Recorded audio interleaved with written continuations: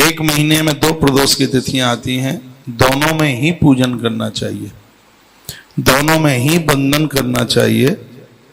पूजा किस प्रकार से हो वह बताइए। निराहार रह करके, उपवास करके, संध्या काल में ये पूजा होती है, अन्न छोड़ा जाता है पहले से। शुक्लांबर धरऊ धीरो बागत्यो ये नियमान्वता कृत संध्या जप विधि से पूजा समाचरित।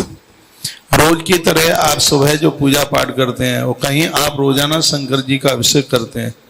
सोचा अब सुबह क्या अभिषेक करें, शाम को वो करेंगे ही प्रदोष में, तो ये दोनों सब एक ही संग हो जाएंगे।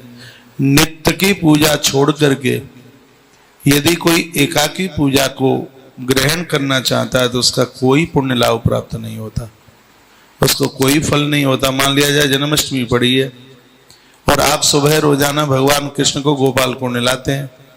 आपने सोचा आज तो जन्माष्टमी है ही, रात को तो शंकर जी का, रात को तो कृष्ण का अभिषेक करेंगे ही, तो अभी अभिषेक करने की जरूरत क्या है? तो रात्रि के उस अभिषेक का कोई भी पुण्य प्राप्त नहीं होगा। यहाँ कुछ ऐसी बातें कही गई हैं। हर महीने में प्रदोष की 2 तिथियां आती हैं, शुक्ल पक्ष की और कृष्ण पक्ष की। दोनों पक्ष की इन तिथियों में व्रत किया जाता है। देवस्य प्रतासम्य गुप्लिप्त नवाम्बसा विधाई मंडलम रव्यम धौत वस्त्रादि विर्भुदु। धवल वस्त्र, ये मैंने पूर्व में बोला है। प्रदोष की पूजा में सफेद वस्त्र पहन करके पूजा होती है। गैया के गोबर से स्थान को लीपा जाता है, उस पर पटा बिछाया जाता है, उस पर भी सफेद वस्त्र बिछाया जाता है। उसके ऊपर आपके पास नर्मदेश्वर हैं तो भगवान नर्मदेश्वर को बिठाइए, नहीं तो पीली मिट्टी के शंकर जी, तालाब की मिट्टी निकाल कर और उसमें गन्ने का रस है, दूध है, इन चीजों को मिलाकर मिट्टी को सानिए, फिर भगवान शंकर की शिव पिंडी बनाइए और उसके ऊपर फिर आप अभिषेक कीजिए।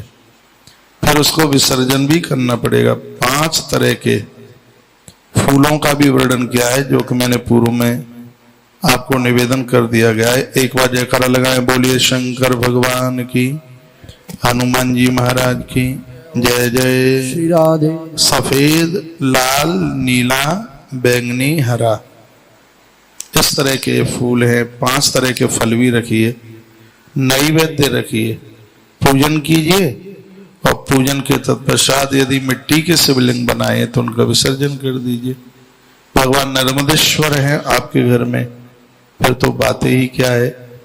इस व्रत को 1 वर्ष भी कर सकते हैं, 3 वर्ष भी कर सकते हैं, और इस व्रत को आप 12 वर्ष भी कर सकते हैं।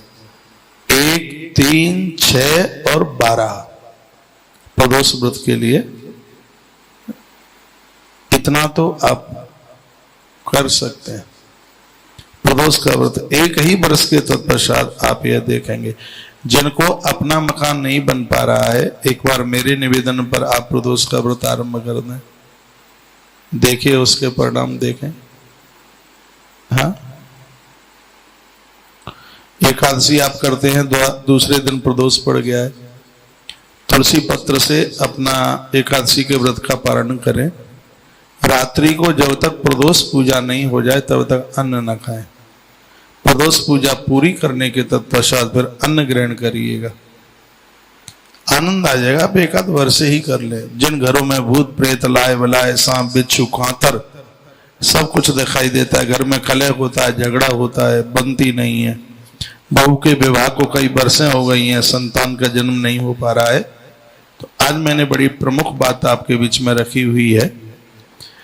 भगवान महादेव को, नर्मदेश्वर भगवान को बैठाइए, घर के संपूर्ण दोष समाप्त हो जाएंगे। कुछ